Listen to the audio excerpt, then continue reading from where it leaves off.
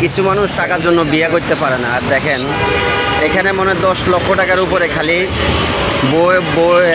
বউয়ের গায়ে হলুদের জন্য এগুলো ফাটাইতেছে সাজানি, ইলিশ মাছ, রুই মাছ, তারপরে কসমেটিক, তারপরে খাসি, রাজহাঁস, এই যে যেগুলো কাতল মাছ, দুইটা মানে 40 কেজি হবে কাতল মাছ, এক ব্যান গাড়ি। তারপরে দেখবেন এই যে এগুলো হচ্ছে হাঁস, এই যে তারপরে দেখবেন এগুলো গিফট খাবার আইটেম, এই যেগুলো দেখবেন কসমেটিকের আইটেম।